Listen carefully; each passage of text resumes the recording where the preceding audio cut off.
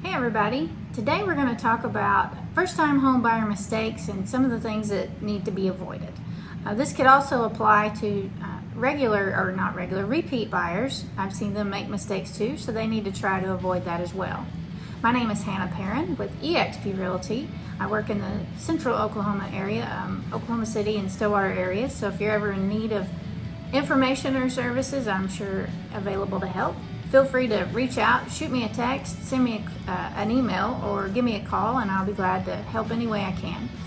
If you want to stay up to date what's happening in the Oklahoma City and Stillwater market, please subscribe to my channel and feel free to hit the like button. Anyway, let's jump right in. The first mistake that home buyers make sometimes is thinking that they should run out and start looking at houses right away. That's not it. First thing, you should talk to a lender. You need to know how much you can afford to spend on a house. You may have an idea, that's good, but it may not be very accurate. Lenders will talk to you about your credit score and your debt income ratios, your credit history and things like that. They'll give you an idea of exactly how much your top dollar you can spend. They'll let you know what your monthly payments will be and your interest rates as well, along with a whole lot of other different things. But those are the big ones. So first thing, talk to the lender. Don't run out and look at houses. The second mistake to avoid is not getting a home inspection. This is a big problem because you don't know what you're missing. You might think that you are good to go, but there's some things that you just can't see. A home inspector will get on the roof. He'll go under the crawl space if it has one. He'll look at all the windows. He'll look at all the doors. He'll look at the air conditioner and heat. He'll look at all the electrical stuff. He doesn't do a deep dive, but he does enough to know that either you're good to go for the most part, or if you need to have like a certified electrician or a certified plumber come in and actually inspect it further. He could save you a whole lot of pain and heartache and a ton of money by just letting you know up front if everything's good to go or if you should get some things repaired by the seller before you proceed. The third mistake is getting too emotional. Yes, we want you to love your house because you're spending a lot of money, but you also don't want to get so emotional that you forget that it's important to look at the numbers and look at the location. And you may love the house, but if your drive time to work is an hour or more, you may not want to do that every day.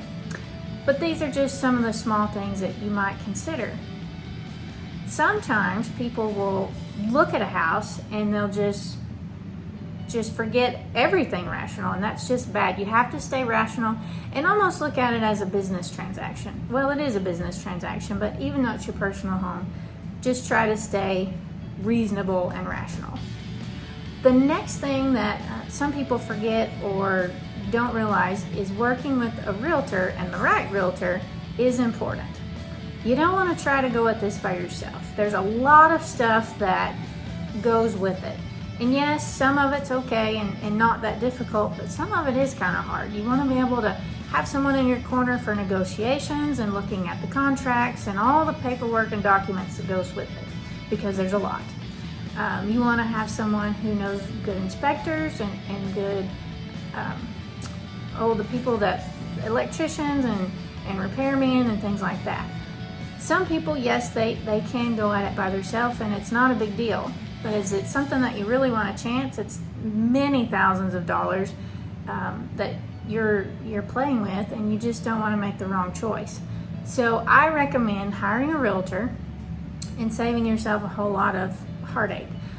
There's also in the real estate world the ABR certification, and that is the accredited buyers.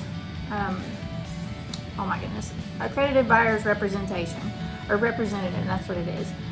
And I actually am certified in that. And what that is a deeper dive into the buying process.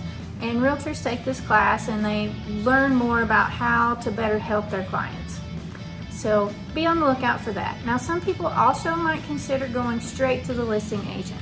Yes, that's an option.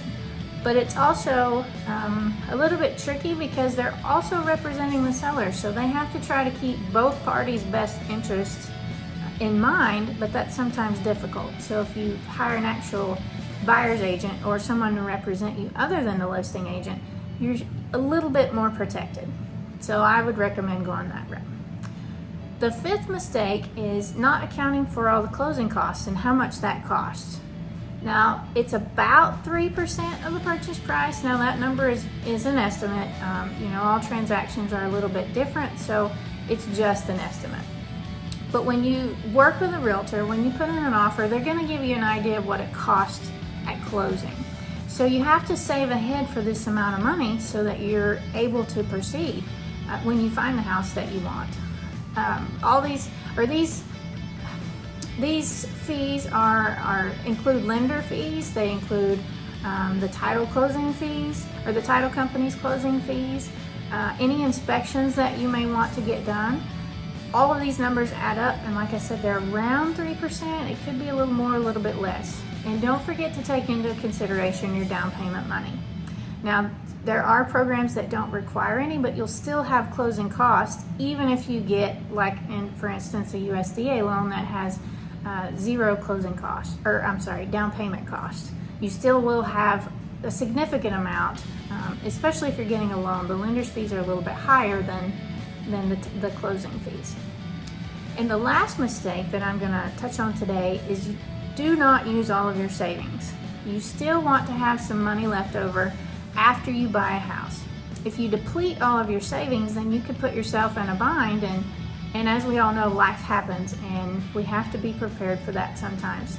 So save up enough money for your closing costs and your down payment, and enough to have some savings left over. Because even after you buy the house, you're gonna have repairs that come up. It just happens on every house. So do not use all of your money. That way you have less stress and you're just not completely empty in your bank account. There are more mistakes, but these are some of the big ones that I thought I'd touch on today and give you an idea. If you're interested in learning more about the buying process, please reach out to me. All my information is below. Send me a text, an email, or give me a call. Any of those will work. And until then, I'll see you next time.